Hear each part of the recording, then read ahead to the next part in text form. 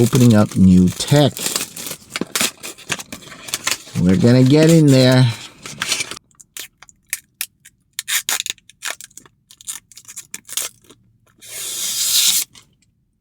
Welcome back to my channel. My name is Xavier. Make sure you like and subscribe here. We're covering some tech for the DJI Mini 4 Pro today, and it's from Freewell. Now, I already made a video covering these filters. Voila.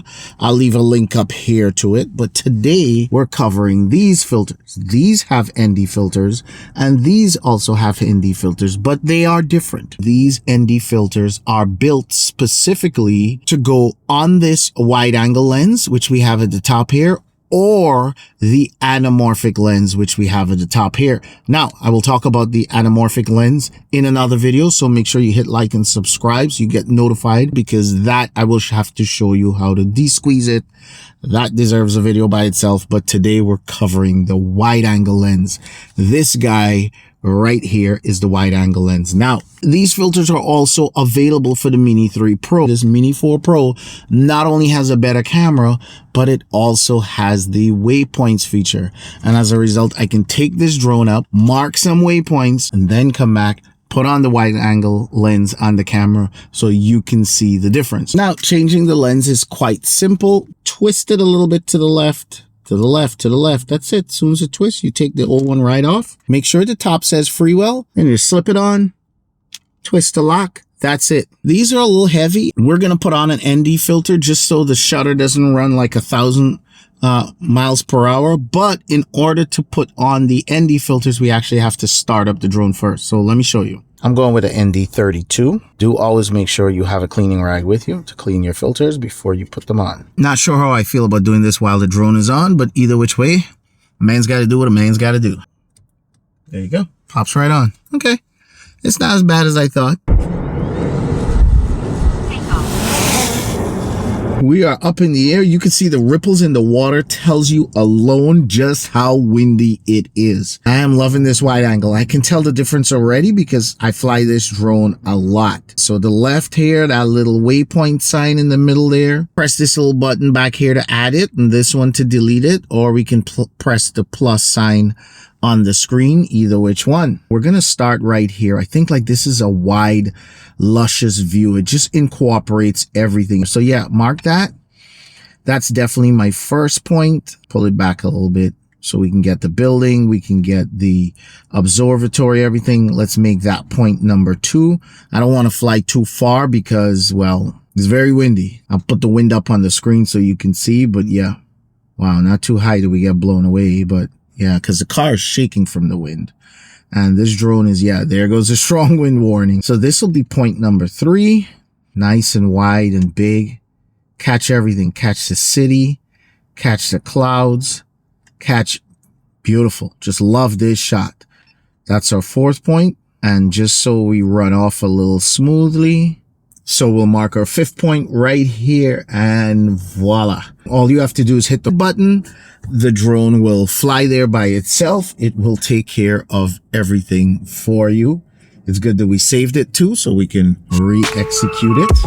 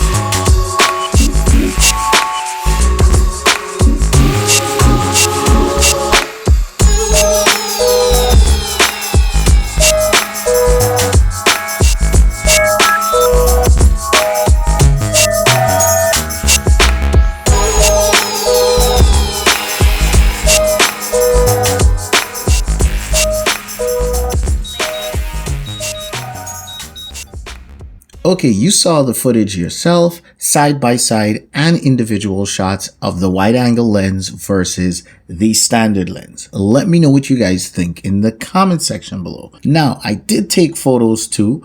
Let's head over to the laptop and take a look at them. Here's a wide angle shot. Now, I could have used waypoints for the photos as well. I just didn't think about it at the time, but I did my best to kind of line things up. Here's the standard shot. Now, the standard shot does look a lot brighter because the sun was going down. So that's why the standard lenses will look brighter in most cases, but you can see here that the wide angle just encompasses more. You can see I caught the whole skate park here, like the entire skate park's included in the shot, along with the cell tower over here. Come to the standard lens, you will see there is no cell tower over here, and part of the skate park is completely cut out. Here, a little piece of the edge of the soccer field is cut out as well, whereas we've got the entire soccer field and some over here. They're both shot in 16:9, which is the widest profile that the camera can produce, and both are JPEGs. The other thing I will say is this horizon looks dead straight. Like, look at my cursor moving across over here. It just looks so clean and so straight. Beautiful.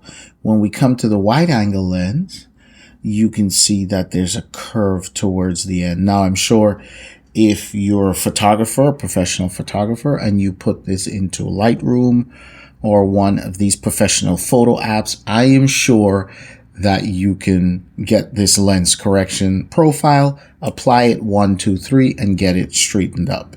If that's something you guys are interested in, let me know in the comment section as well. I can look for the lens profile and do a video on that for you guys as well. Now we've got the wide angle shot again. You can see the curves at the end. Definitely need some lens correction for the whoever says the earth is not round. Well, you can see it here. I'm just kidding, but that's definitely not kidding about the earth not being round, but that's not the earth actually being round. That's like lens correction that needs to be done there. But other than that, there's just a lot of real estate over here. Towards the end is kind of fading out as well, but that is to be expected when you go this wide. If you look at the standard shot, it just looks a lot sharper, especially at the corners compared to the wide angle over here.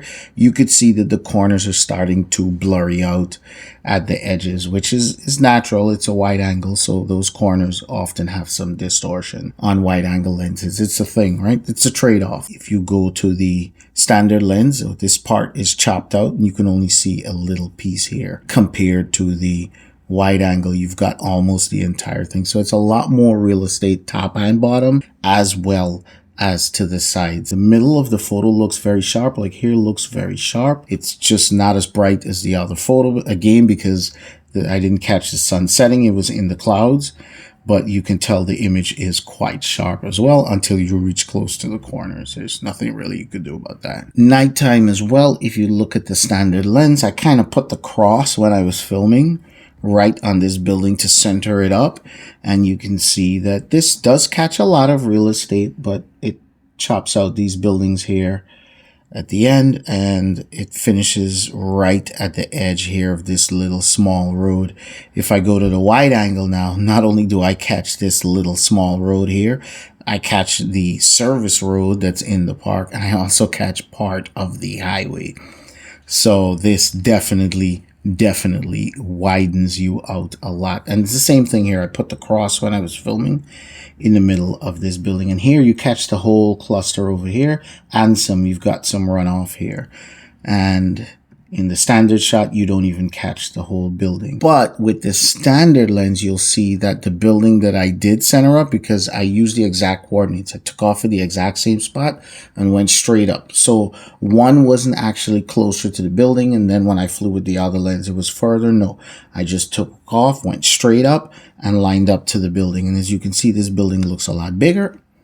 Whereas if you look at the wide angle lens, same building, exact same position, exact same point, but the building looks smaller. So yes, that's the different focal length of the wide angle lens, things will seem smaller and further away, and that's because the lens is just curved to just catch more. So it kind of pushes away what's in the middle and spreads things off to catch much of the end. So that's just the way the lens is formulated. Same thing here, you can't see as much lights with the standard, it cuts off right here, whereas if you go to the wide angle you can catch almost the entire trail. If you're looking to capture more real estate, definitely I think the wide angle lens is a great addition. If you look at this night footage too, one of my favorite shots, same thing at the top versus the bottom, you've just got a lot more real estate. What do you guys think of this wide angle lens from Freewell along with the ND filters that fit it? You guys let me know in the comment section below. I like it.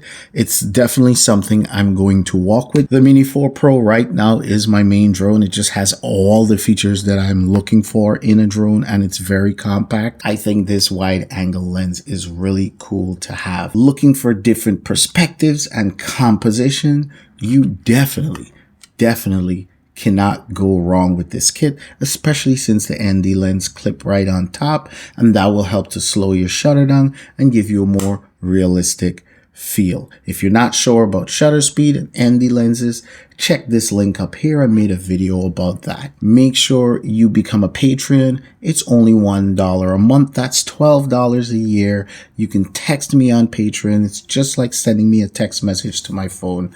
I'll take a look at it. If you have any questions, I'll answer them there for you. Be sure to give this video a huge thumbs up because it takes a lot of work to compile this stuff and share it with you guys. Let me know if you got any value out of this. Make sure you hit subscribe and hit the bell to get notified when I release new videos. If you're looking for LUTs for your drone footage as well, I have an entire suite of LUTs available at droneXfactor.com. Head over there, buy those LUTs, slap them on your footage, and change the look completely to whatever style you're looking for. With that being said, guys, I'll be working on the anamorphic lens later, and I will catch you guys, well, whenever I can.